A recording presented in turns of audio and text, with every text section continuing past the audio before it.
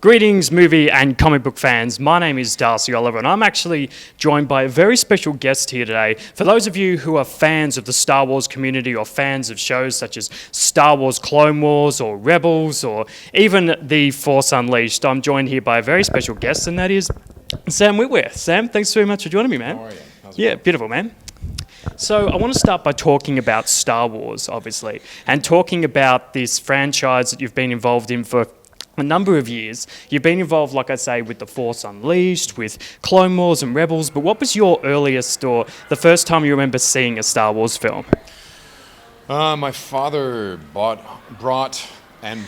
a bootleg VHS copy home for this big wood-paneled VHS player that made this whirring sound when you hit the power button, and that was my first time seeing the film. Was on a old TV and on literally a bootleg copy that was achieved by taking a video camera, putting it on some sort of tripod in a theater and filming the screen. So yeah, it wasn't the most hi-fi THX certified experience, but it was pretty special. And you do the voices in Clone Wars and Star Wars Rebels with Darth, Maul, and of course Emperor Palpatine. How did you get into that whole voiceover thing and get into, I guess, working for Star Wars and getting into the franchise? Well, when I was doing Force Unleashed, I basically forced them to let me try to do Palpatine for them. I had some strange misguided belief that I could, protect the character a little bit. And so then once I was forcing them to give me a shot at it, I had to sort of learn how to do it. And I guess I had some facility with it, which eventually led to them hiring me for Clone Wars and Rebels and all kinds of weird stuff. So yeah, all started with a little ego meltdown in the middle of Force Unleashed. So yeah. Yeah, so The Phantom Menace is also 20 years old this year. I can't believe that. And I grew up with the prequels, of course, now I'm in my 20s as well. So there's a lot of people who grow up with Star Wars in many generations, but with particularly The Phantom Menace being 20 years old, what was your first reaction the first time you saw The Phantom Menace and saw Darth Maul? What did you think of the character? Well, I had a really interesting experience with that because I got to see the film before it officially came out. We saw like a sneak peek. There was one showing. This is in Skokie, Illinois, outside of Chicago. And so the next night we went for the opening night, and there was this guy there that people were walking past. But some people were going up and shaking his hand, and me and my friends looked at him and we realized, oh my God, that's Ray Park, that's Darth Maul. Here in Skokie, Illinois, what's going on? So we went up and talked to him. He was there to promote the film, and he was really very, very nice to me and my friends. I wasn't an actor yet. I was a young man, and I was trying to sort of figure out how to become an actor. And I remember thinking, God, how lucky is this guy, and how the hell did he get into a Star Wars movie? And wow, this is kind of magic to be this close to it.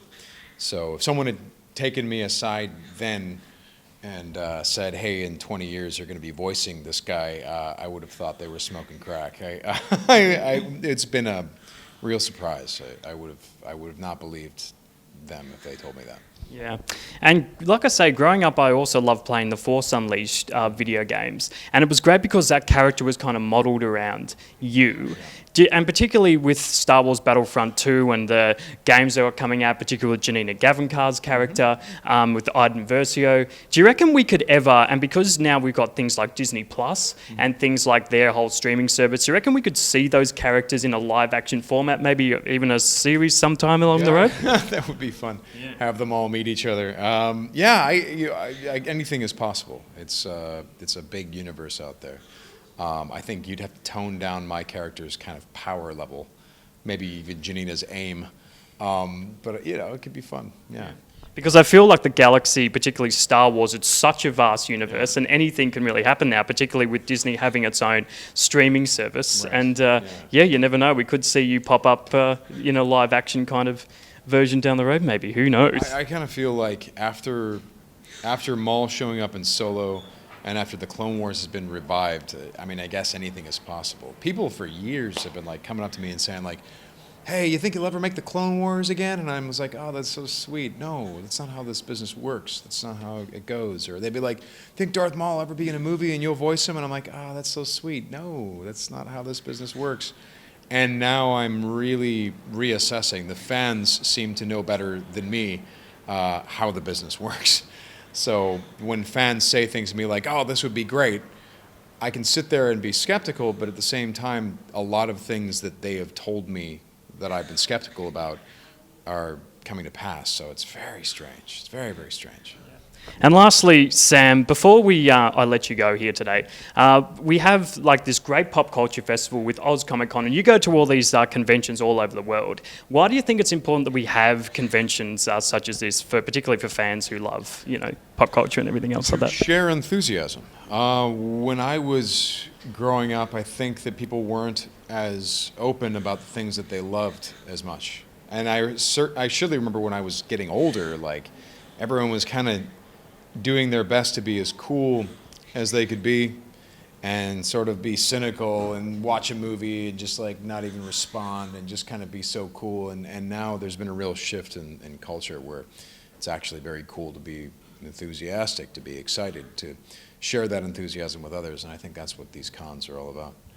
Beautiful, man. Well, thanks for taking the time to have a bit of a chat. I hope you really enjoy your time down here in Australia, and hope to have you back soon. And yeah, all the best for your career going forward, all the work you're doing, particularly in the Star Wars universe as Starkiller, as Emperor Palpatine. And yeah, it's great to see, and coming down here to talk to all the Star Wars fans and fans of your work in general. So thanks for taking the time, man. I really appreciate it. Thanks buddy.